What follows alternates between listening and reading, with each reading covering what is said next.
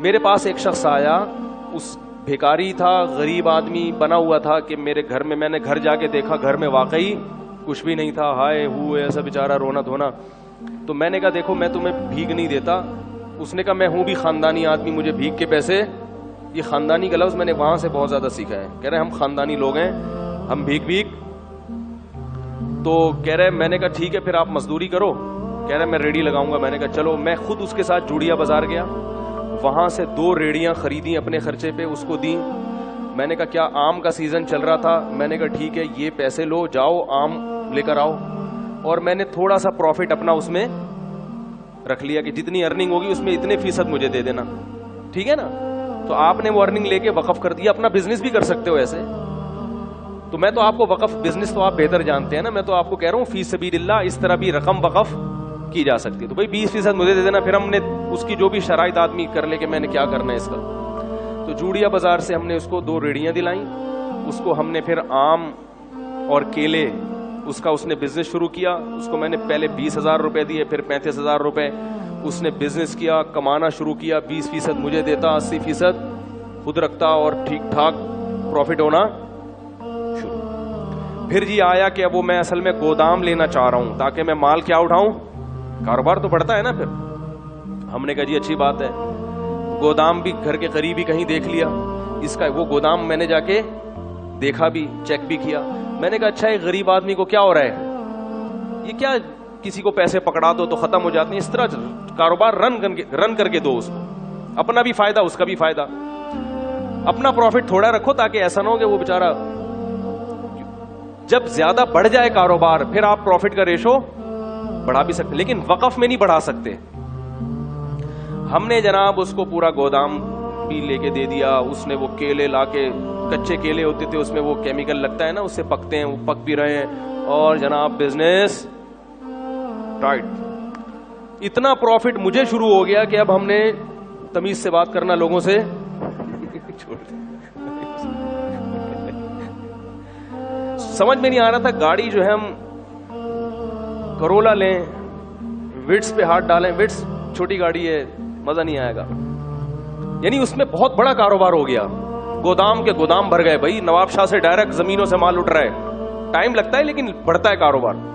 اور وہ بندہ بھی فیک نہیں, بالکل نظر آ رہا ہے بھائی, ریڑھی لگاتا ہوا, پیاز آلو پیاز بھی بیچے اس نے. پھر اس نے اپنے بیٹے کو بھی ملا لیا, ملازمین بھی ہو گئے, دے مار 4.5, کیونکہ محنت بہت کر رہا تھا. وہ نظر ایسا آ رہا تھا, کر رہا تھا نہیں کر رہا تھا یہ تو ابھی آپ کو آگے بتاتا ہوں. اب لوگ میرے پاس آنے لگے, مفتی صاحب یار ہم بھی چاہتے ہیں اس کاروبار میں اپنا حصہ ڈالیں. میں نے کہا ٹھیک ہے بھائی, اگر وہ بندہ کما کے دے دیتا ہے تو بھائی قاری صاحب آپ بھی آ جاؤ, بھائی فلاں صاحب.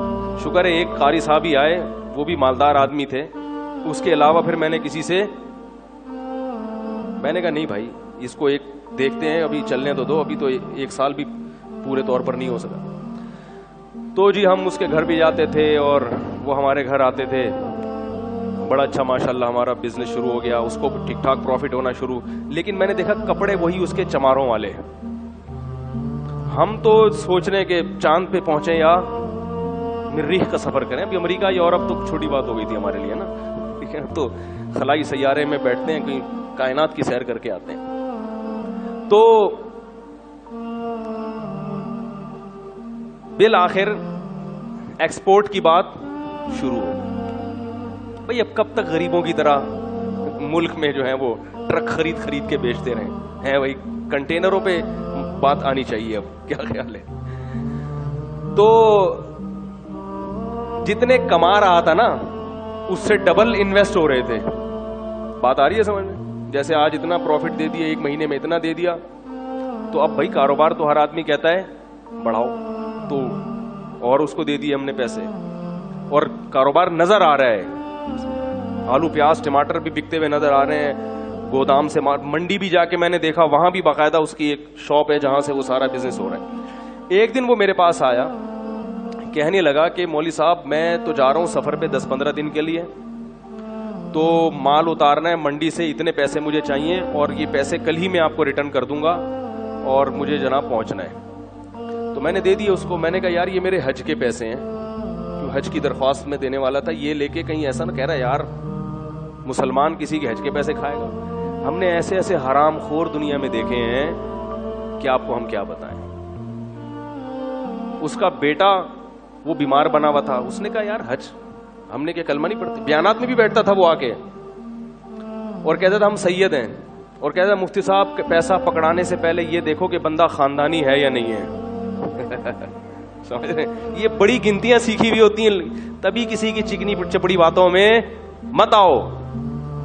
تو ہم نے وہ اس کو دے دی, ہم نے کہا چلو کل منڈی میں مل ہی جائیں گے. اس بندے نے رات کو محلے والوں کو جتنی جیبیں نچوڑ سکتا تھا سب کی جیبیں نچوڑی. دکان سے جو جنرل اسٹور تھا اس سے 2-3 مہینے کا راشن اٹھایا. اس نے کہا پڑوسی یہ کل دے دے گا پیسے. کسی سے چلتے ہوئے کسی سے اگر امید تھی نا 50 روپے مل جائیں گے ادھار, تو اس سے 50 روپے بھی لیے, کسی سے 500 لیے, کسی کے 1 لاکھ, ہمارے تو لاکھوں روپے لیے ہوئے تھے. ہر آدمی سے جتنا نچوڑ سکتا تھا اس نے نچوڑا.